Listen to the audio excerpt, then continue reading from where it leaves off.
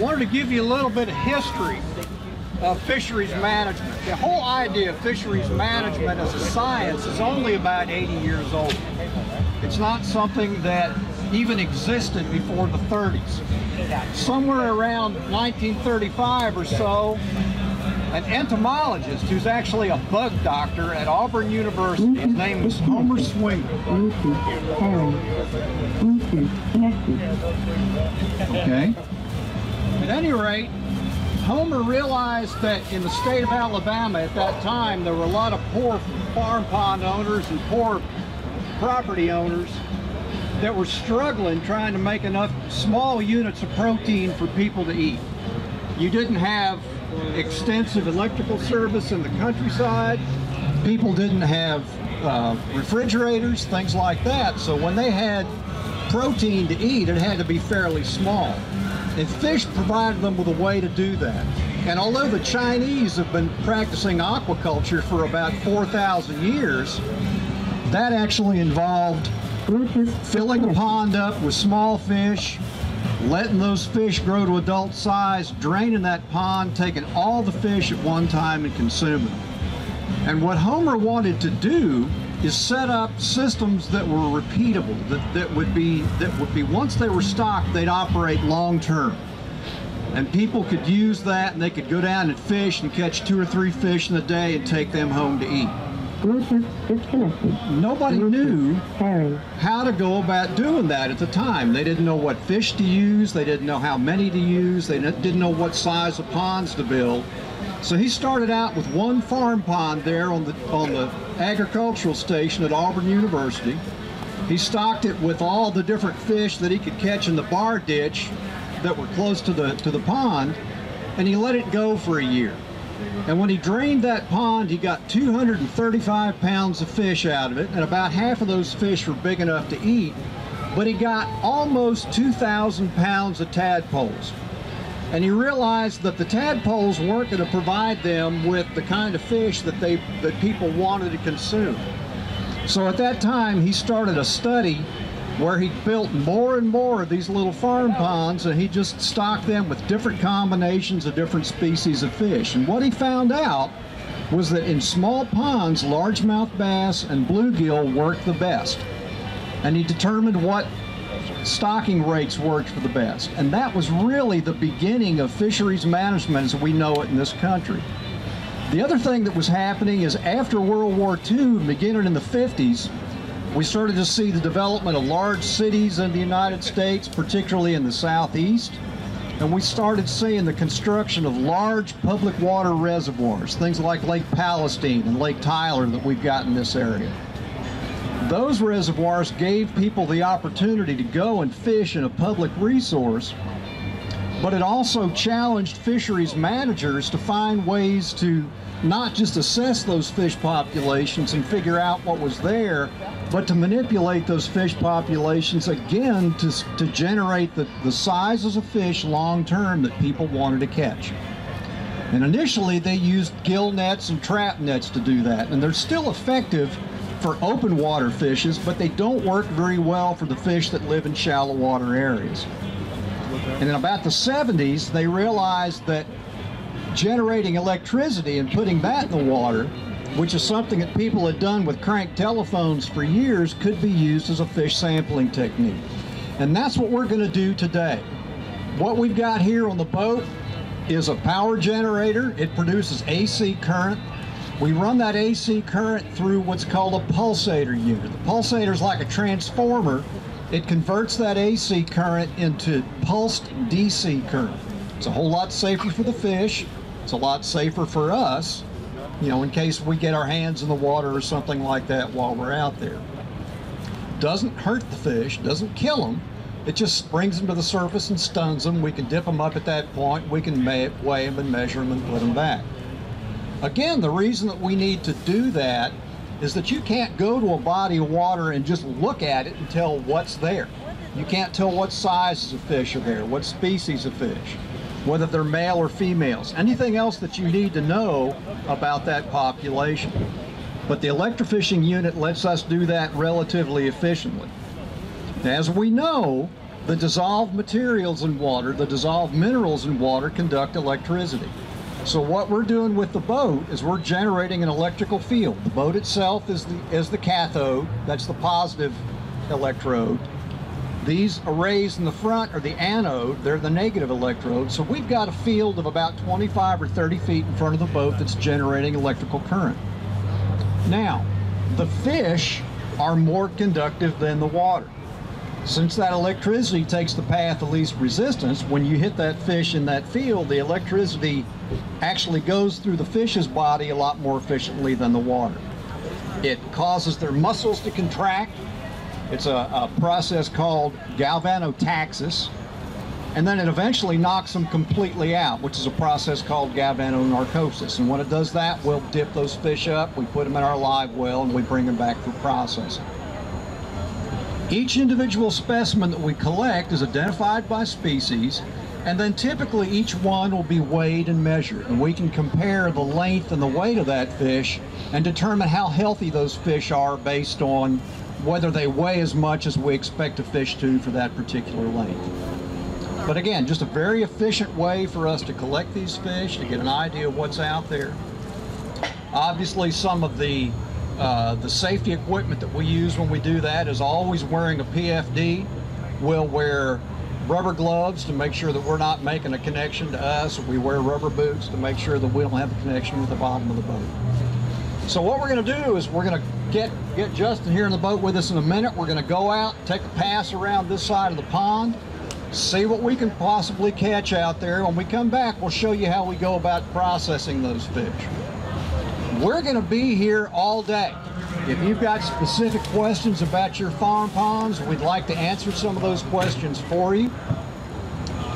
Some of the other equipment that we've got on the boat, and I'll explain this to Justin right now.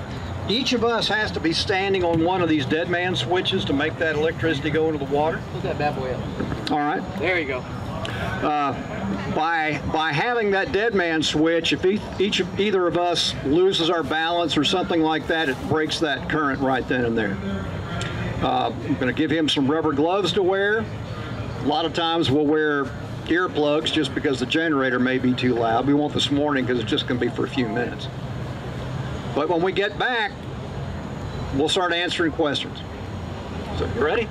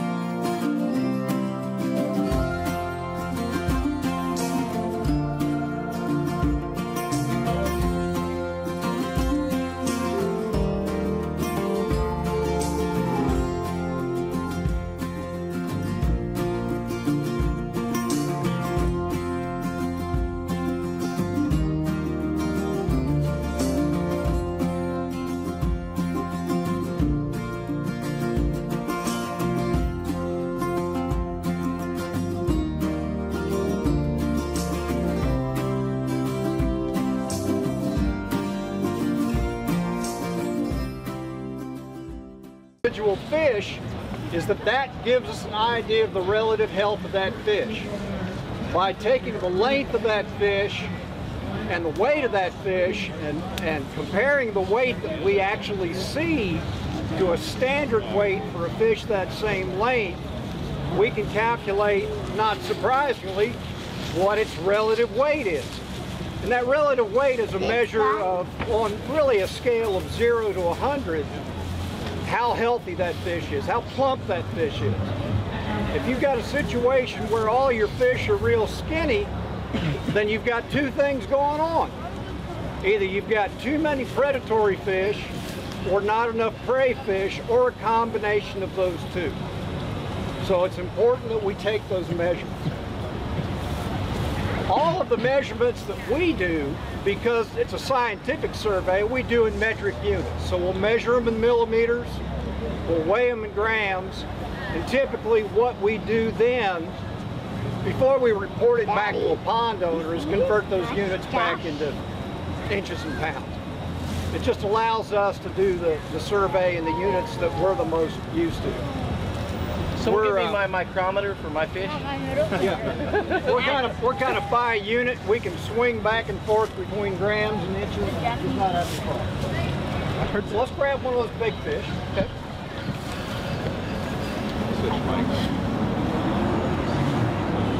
Now, put his nose here against the end of the board. Lay him on the side. Pinch the nose, the mouth closed. Pinch the tail together. What we're looking at is 542 millimeters. 542 millimeters is 21 inches. So let's weigh him. Put him on the pan.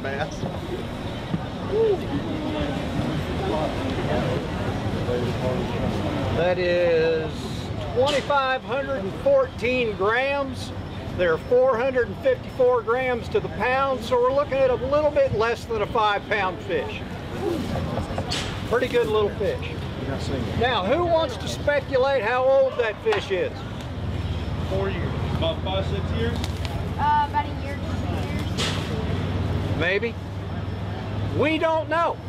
And the only way that we can find out is to take out some of the little bones in that fish's head. They're called otolith bones. And those otolith bones have got an annular ring on them. Every time that fish goes through a winter, their growth rate slows down, they form one of those annular rings, just like the trunk of a tree does. So we can measure the number of annular rings on that fish and know how many winters it's gone through. Because fish have got indeterminate growth, and their growth rates are dictated by how much food they've got to eat, that fish may be 3 years old, or that fish may be 12 years old.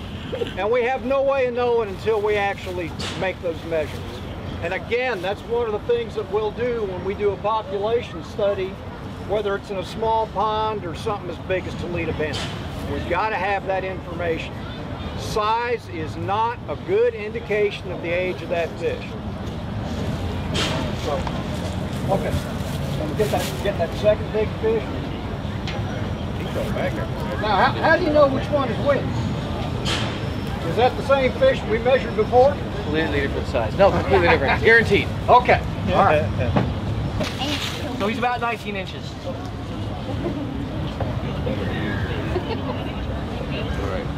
And 1,632, a little less than 4 pounds. You saw the difference in body shape between this fish and the other. Blue. Justin, can we get a smile with that fish? Yeah, there you go. Notice the belly on him too. The shape of the belly. Well, look at both of these comparatively. You see how much more plump this fish is than the one that he's got? You see how I made him get the smaller fish? He caught both of these. What we would look at is if we actually calculated the WR on this fish, it's probably around 90. Probably only about 80 on this other fish. It's really not plump enough. Indicates to me that there are probably too many bass in this pond. May want to remove some, may want to increase the amount of prey that's out there. So let's go ahead and get these guys back over. Release.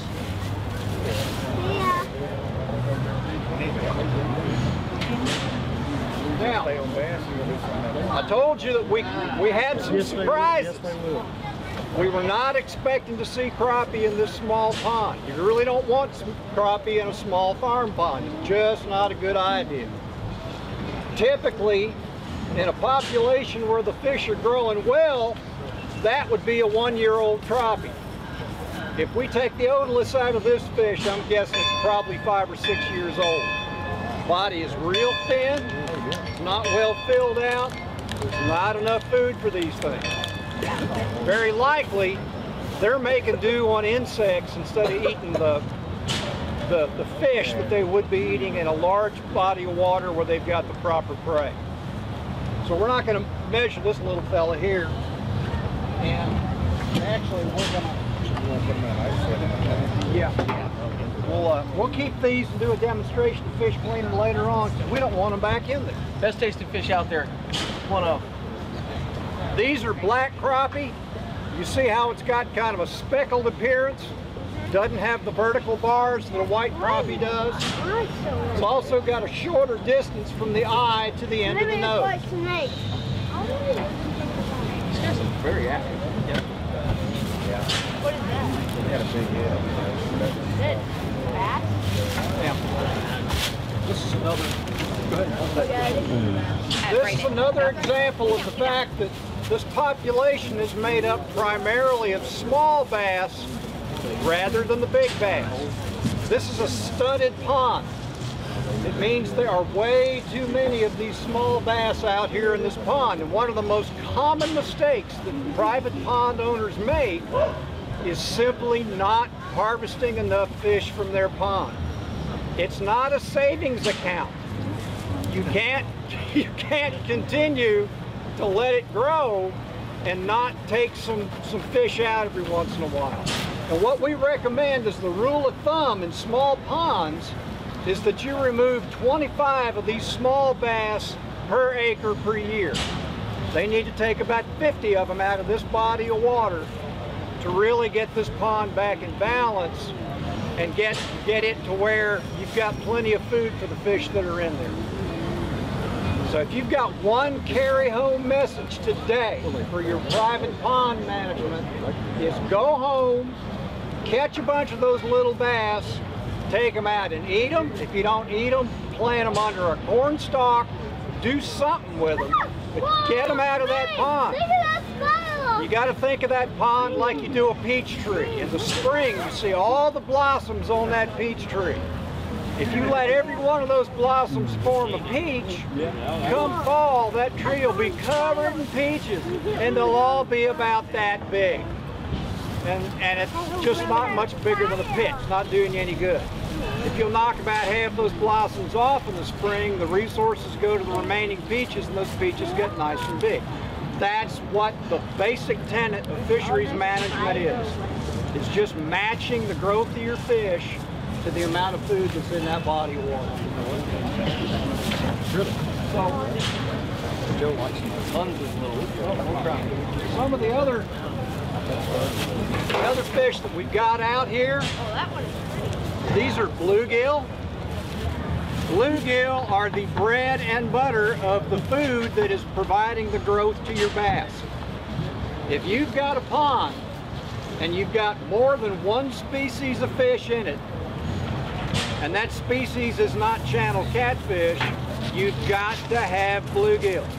If you're going to have bass in your pond, you've got to have bluegill. And the one thing that bluegill do that the other sunfish species don't do is that bluegill reproduce all summer long.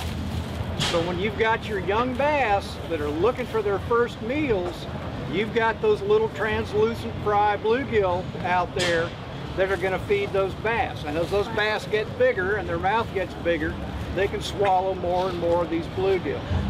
But you've got to have the two of them. You can't have just bluegill because they'll overpopulate like the crappie. You can't have just bass because they'll stunt. They've got nothing to eat. You've got to have the two of them. That's using just the basic tenets of ecology to know how to best manage your farm pond. So, let's measure them too. We also calculate the WR on the bluegill because we want to know whether they're matched with the amount of insects that you've got out there in that body of water. The more insects you've got, the more bluegill you've got, the more bluegill you've got, the more bass you've got.